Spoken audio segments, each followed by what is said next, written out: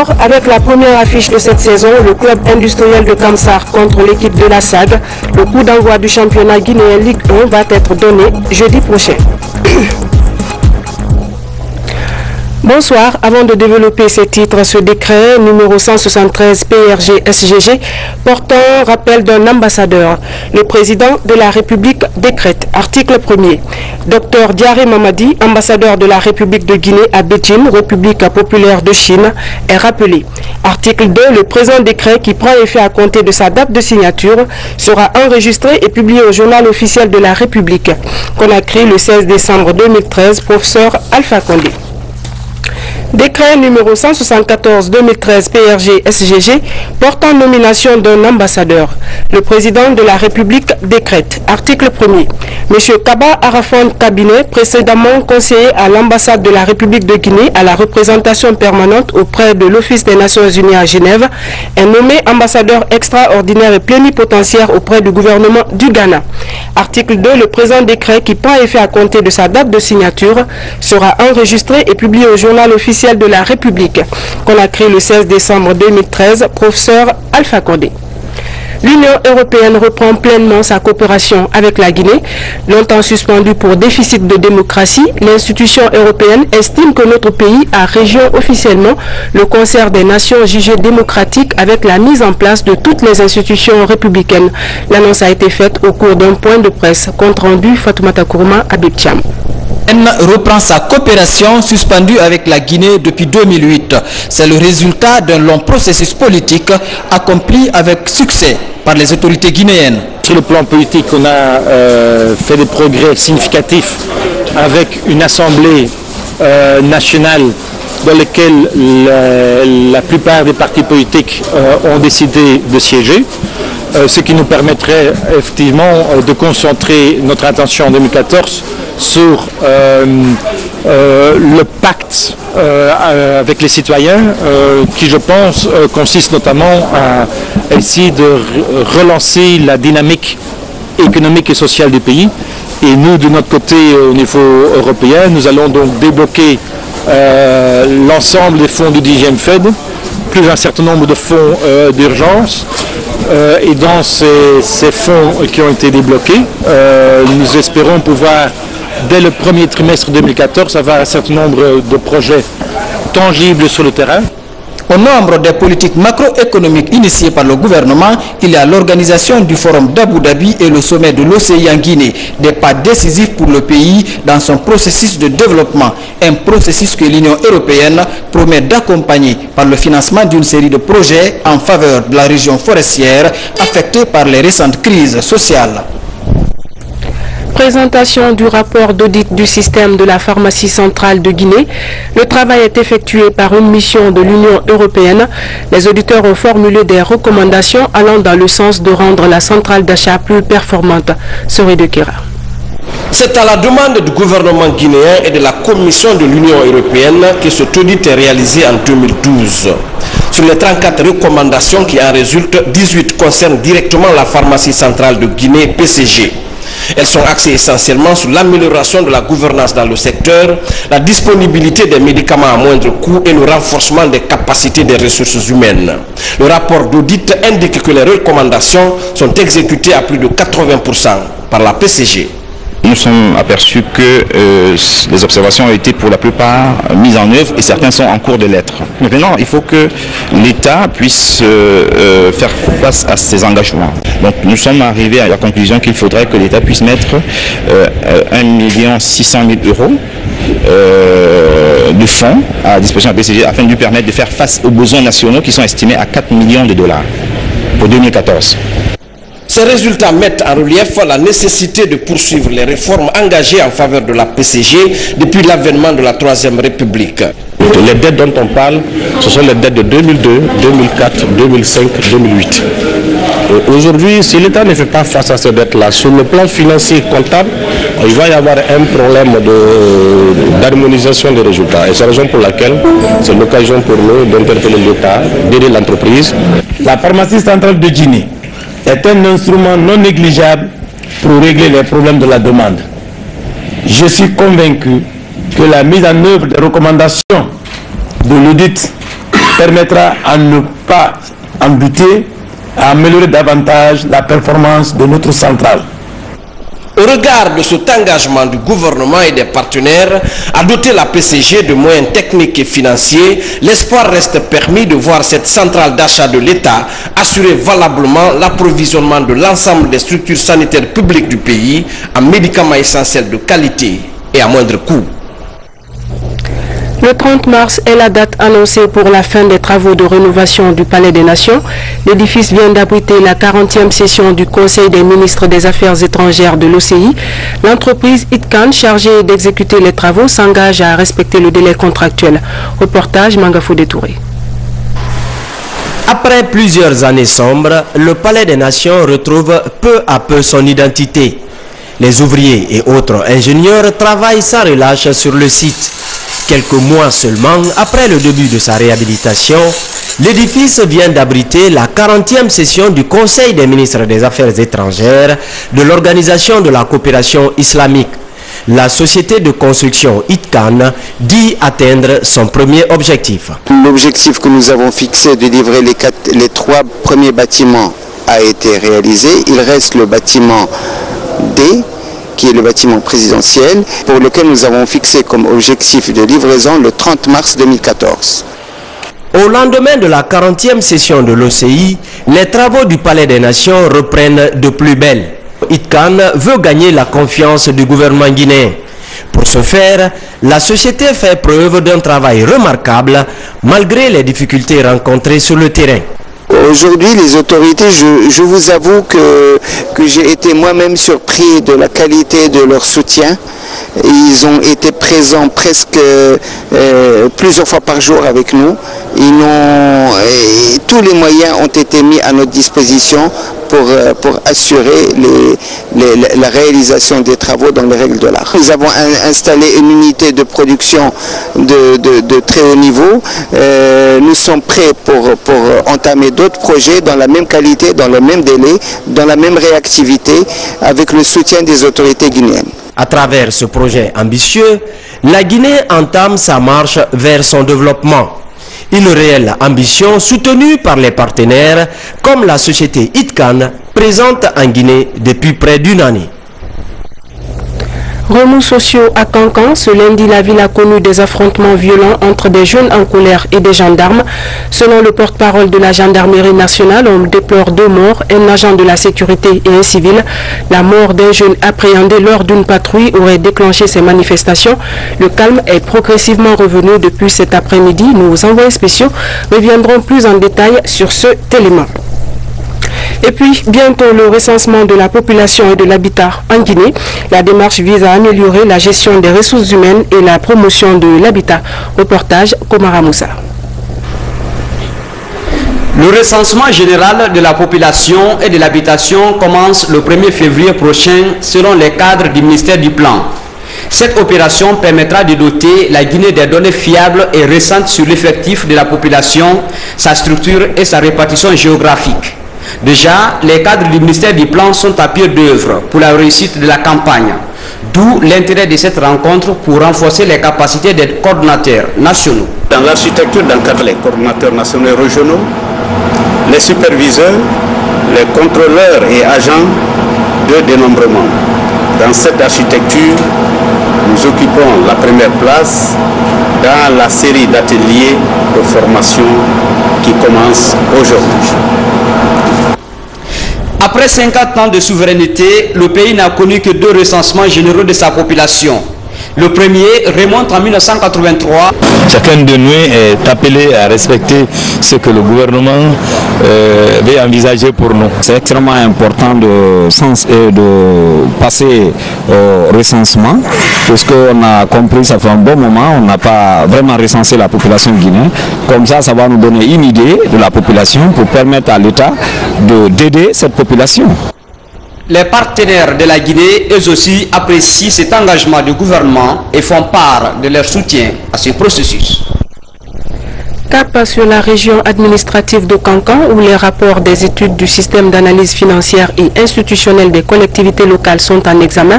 Ce système vise à rationaliser la gestion des communes et renforcer les capacités internes des élus locaux. Explication Abdoulaye Diallo. Différents acteurs intervenant dans l'exercice du système d'analyse financière et institutionnelle des collectivités locales se retrouvent dans le Nabaya.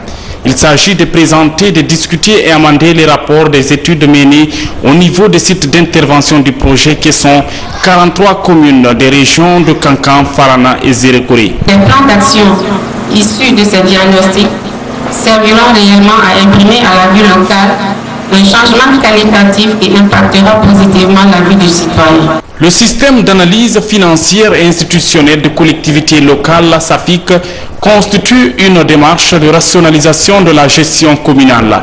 Il permet de renforcer les capacités internes des collectivités locales. Je demande aux maires et aux cadres des communes ici présentes d'accorder une importance capitale aux résultats de l'étude SAFIC dans la gestion de leurs communes respectives. Le diagnostic qui a eu lieu au niveau de différentes collectivités a été partagé avec l'ensemble des acteurs afin de trouver des solutions appropriées dans le cadre de la mobilisation de nos ressources afin que les projets et programmes qui sont identifiés dans l'intérêt de nos communautés trouvent des solutions idoines. L'objectif est de rendre durablement des services de qualité aux habitants et cela dans un cadre de concertation élargie mais aussi de participation citoyenne plus accrue. L'OADA, Organisation pour l'harmonisation en Afrique du droit des affaires, et l'AJAD, Association des juristes en action pour le développement, viennent de présenter le rapport du concours organisé entre les universités de Conakry. La démarche vise à familiariser les jeunes magistrats au système juridique. Le point avec Moussa Bangoura. Au cours de cette rencontre, il a été question de faire le rapport du concours AJAD 2013 remporté par un des étudiants de l'université unique au mois de mai dernier. Cette cérémonie a aussi permis de présenter l'OADA, Organisation pour l'harmonisation en Afrique du droit des affaires. Les objectifs c'était d'attirer l'attention des universités sur l'importance du droit OADA, détecter si vous voulez les forces et les faiblesses de l'enseignement du droit OADA dans les institutions d'enseignement supérieur, mais aussi par les biais du concours rapprocher les institutions d'enseignement supérieur et le monde professionnel. Ce concours m'a permis aujourd'hui de participer à des revues juridiques des documents sociaux des entreprises, de participer à la revue fiscale des documents comptables des entreprises et beaucoup d'autres activités juridiques dans le domaine des affaires. L'objectif recherché par l'OADA est de former et familiariser les jeunes magistrats et auxiliaires de justice au système juridique des 17 pays membres de l'organisation. Dans les jours à venir, la JAD promet de créer un club de l'OADA dans les universités du pays. La compagnie de bauxite de Guinée a 50 ans, un événement qui coïncide avec le 40e anniversaire de la première expédition portuaire. Ce double anniversaire vient d'être célébré à Sangaredi et à Kamsar. Il faut le rappeler, pour cette année 2013, la CBG a expédié plus de 15 millions de tonnes de bauxite. Reportage Falilou Diallo.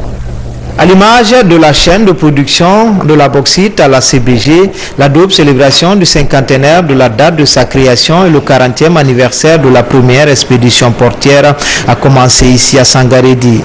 Un double anniversaire commémoré sous le signe des performances enregistrées et la croissance de l'expédition de la bauxite.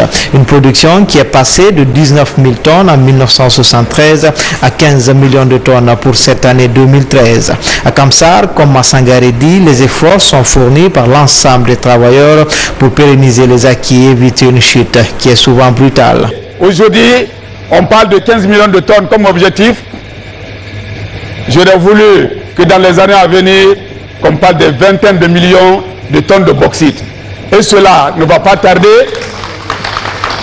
avec l'extension des activités de CBG, avec l'entrée de Mubadala en Guinée. Vous devez savoir que Mubadala est aujourd'hui sur deux fronts. Le premier front, c'est la reprise à 100% de Global Alumina. Et le deuxième front, c'est son partenariat avec la CBG dans le cadre de l'extension. Actionnaires, partenaires et travailleurs ont essayé d'évaluer les voies et moyens pour consolider les acquis de l'entreprise. Entre deux fêtes, le temps d'un conclave pour le conseil d'administration. Le premier a porté sur le constat de la célébration des 50 ans de notre existence et des 40 ans du départ du premier bateau, ici le 2 août 1973. Et le conseil donc s'est félicité de l'organisation de ces anniversaires et des conditions dans lesquelles ces anniversaires sont organisés, et également a constaté que l'entreprise a accompli des performances importantes ces derniers temps. Plusieurs rencontres, notamment sportives, entre les équipes de Sangaredi et celles de Kamsar en basket et volleyball, et des dîners gala au bord de la piscine de Sangaredi à l'espace Dougoufissa de Kamsar ont agrémenté la cérémonie. Cette prestation des artistes de la place, le tout couronné par un gâteau d'anniversaire, ont mis fin aux 50 et 40 ans de souffleron de l'industrie minière en Guinée. Et puis le prix Papa Salès du meilleur reporter télé pour le mois de novembre a été remporté par Fatoumata Samoura. C'est la deuxième fois de suite qu'elle décroche ce trophée. Parmi les sujets traités qui ont marqué, figurent ceux réalisés sur les infrastructures routières. Éducation, après 3 ans de formation, les étudiants de l'université René Lévesque sont désormais sur le marché de l'emploi. La cérémonie de remise de diplôme a mobilisé des membres du gouvernement, responsables du système éducatif et parents au Palais du Peuple. Compte rendu, Abdelaziz Baldé. C'est par l'observation d'une minute de silence à la mémoire de Nelson Mandela, décédé le 5 décembre 2013, que cette remise de diplôme a débuté. Des diplômes décernés aux étudiants de la 5e promotion de l'université René Lévesque, la 4e promotion de l'Institut. Après 3 ans de formation en système LMD, licence, master et doctorat, responsables et invités espèrent avoir d'autres Mandela au sein de ces nouveaux diplômés. Je suis animée de joie car je vous dirais que voir tous ces jeunes aujourd'hui qui prennent le diplôme sont animés d'un seul temps, c'est-à-dire le temps de la paix, de l'amour, de l'équité, de la non-violence. Nous venons de perdre une éminente personnalité à la personne de l'ancien président sud-africain, son Excellence, M. Nelson Mandela. J'espère qu'en vous, on trouvera un Mandela. En vous, on trouvera un futur chef d'État. Cette promotion, majoritairement composée de femmes, porte désormais le nom de Adjara Beto Sira Diallo. Véritablement émue par cette marque de reconnaissance à sa modeste personne, et déduit ce titre à son tour à Madiba. Moi, je pense qu'aujourd'hui, nous avons des Mandela qui sont sortis de cette promotion. Je dédie ce nom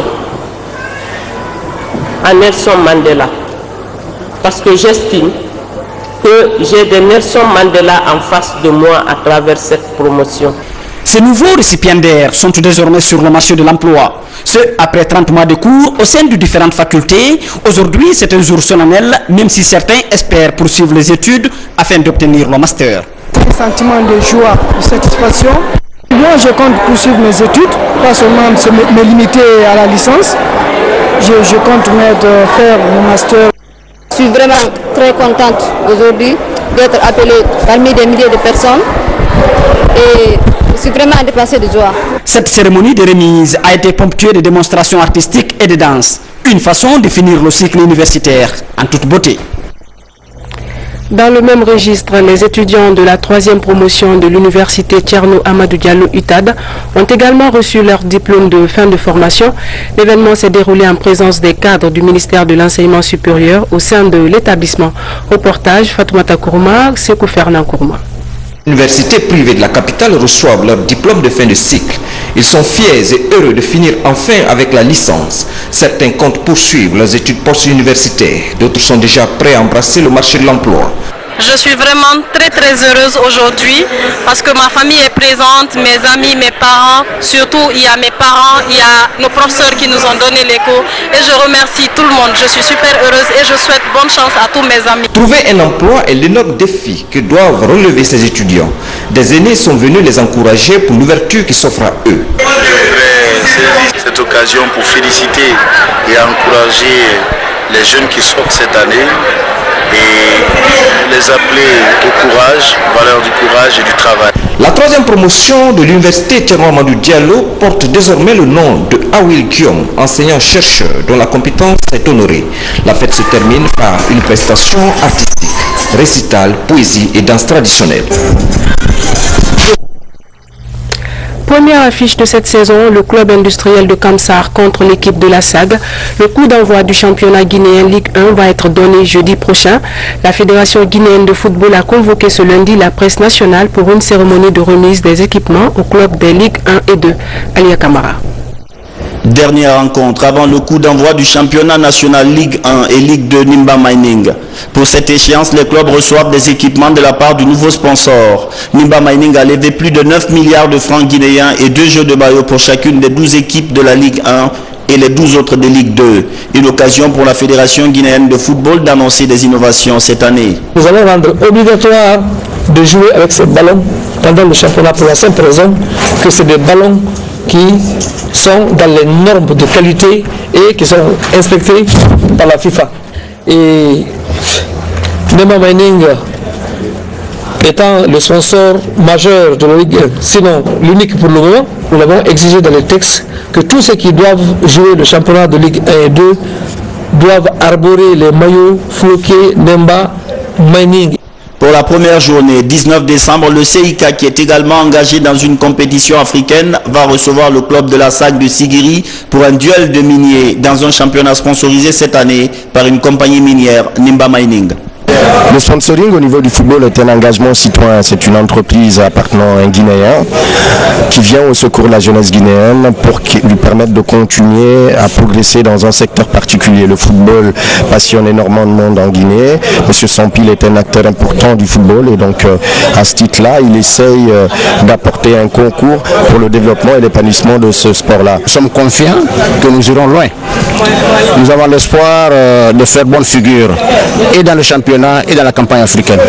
En plus de ces équipements, le vice-président de la CAF, Abdul Kabele Kamara, a aussi offert 30 paires de magres à chacun des 2 clubs guinéens engagés dans les compétitions africaines, le Orea et le CIK. Accident de la circulation hier nuit ici même à Conakry sur la transversale Concasseur Kondebouni au quartier d'Abondi Rail. Le bilan est lourd, 6 morts et des dégâts matériels importants. C'est un camion remorque transportant un conteneur de 40 pieds qui a terminé sa course dans un caniveau. Le reportage de Kamara Abdul Karim. Une fois de plus, un gros porteur arrache des vies humaines dans la circulation à Conakry. Hier dimanche, aux environs de 19h, peu après la prière du crépuscule, ce camion remorque Marc Renault dégringole de la colline au quartier d'Abondi Rail en partance vers Bessia Kondebouni. À quelques mètres du carrefour Sérém, le conducteur a perdu le contrôle du camion. Le véhicule percute d'abord ce taxi avant de drainer 4 voitures ensemble pour les stocker dans ce caniveau. Il y a une voiture qui sortait. Les autres voitures sont garées pour monter. Les autres aussi, il y a 3 taxis remplis de passagers qui descendaient. Donc le camion là était derrière ces 3 taxis là. Vous voyez, pour ne pas qu'il fonce sur les taxis là, il a freiné, le frein ne prend pas, il a dévié les taxis, il est venu à l'autre côté. C'est ainsi qu'il a ramassé par là. Les témoins parlent d'un bilan de 6 morts, tous évacués au centre médical Balkan, puis à Donka. Les victimes ont été fauchées, assises ou arrêtées au bord de la route. Il y a un jeune qui était là, il disait au Mali, je lui ai tiré par la main, j'ai pas pu. Il y a une dame qui était là-bas encore, on n'a pas pu. Soudainement, bon, mon cœur n'a pas pu tenir, je suis allé maintenant chez moi. Je n'ai vu que 3, mais quand l'accident se produisait, il y a une fille qui était là, qui voulait traverser. Donc quand l'accident s'est produit, quand ils sont venus maintenant pour tirer ces gens-là, j'ai demandé aux gens de regarder, est-ce qu'il n'y a pas quelqu'un au-dessous. Finalement, j'ai appris maintenant qu'on lui a tiré là-dedans. Nous avons reçu 8 personnes, dont une dame et une fillette. Sur ces 8 personnes, il y a eu 2 cas très graves, dont la fillette de 2 ans et la jeune fille de 15 à 16 ans. Donc, nous avons pu faire ce que nous pouvons. Le reste a été évacué d'urgence au CHU Donka. par la gendarmerie. Quelques minutes après le drame, la police et la gendarmerie ont quadrillé le périmètre. Le chauffeur, quant à lui, reste introuvable. Page noire, les militants et sympathisants du RPG Arc-en-Ciel ont rendu un dernier hommage à Feu Sékou Diallo. Il est décédé la semaine dernière à l'âge de 76 ans. La cérémonie s'est déroulée au siège du parti à Amdalaï en présence des membres du bureau politique national. Le film avec Mohamed Lamine Souma, Doudou Traoré.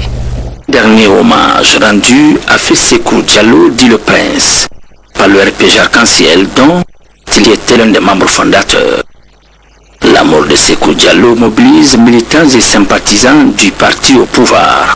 Ils sont venus saluer la mémoire d'un combattant et un patriote. C'est un grand militant que nous avons perdu, un combattant de première heure et un fidèle du président de la République Alpha Condé. C'est une perte énorme pour le parti. Je souhaite seulement que la terre guinéenne qui l'a tant servi et chérie lui soit légère. Pour rappel, c'est dans l'exploitation minière à Katanga, République démocratique du Congo, que Feu Sékou Diallo, le prince, a fait fortune. Natif de Tindila, de la préfecture de Mandiana, Sékou Diallo n'a jamais hésité à investir dans le RPG, tant il était convaincu de l'avenir de ce parti politique et du destin de son président. Nous avons perdu un ami, non seulement des professeurs, mais l'ensemble des militants et responsables du parti. Cet homme a lutté, cet homme a servi, cet homme s'est affirmé et cet homme qui nous a permis de gagner au niveau de l'ensemble de la Guinée, on le remercie aujourd'hui et on lui rend hommage. C'était un compagnon de lutte à nous tous. Il a lutté. Aujourd'hui c'est son dernier jour. Vraiment on se souviendra de lui dans nos prières. Repose en paix, Sékou Diallo le prince, toi qui étais adulé pour ton franc-parler et ta droiture. Deux qualités humaines que tu as toujours incarnées. En Afrique, tension extrême à Bangui. Plus de 40 000 personnes se sont réfugiées à l'aéroport pour fuir les affrontements et les représailles entre soldats de la Séléka et milices anti-Balaka venus prendre la ville. C'est un reportage de nos confrères de ITV. Malgré les conditions déplorables, les arrivées se poursuivent dans le camp improvisé de l'aéroport de Bangui. Quelques 40 000 déplacés fuyant les exactions dans les quartiers de la capitale s'entassent dans cette zone protégée par l'armée française. Des abris de fortune et des nattes pour seul matelas. La situation sanitaire y est déplorable et la faim tenaille les déplacés dont la moitié sont des enfants.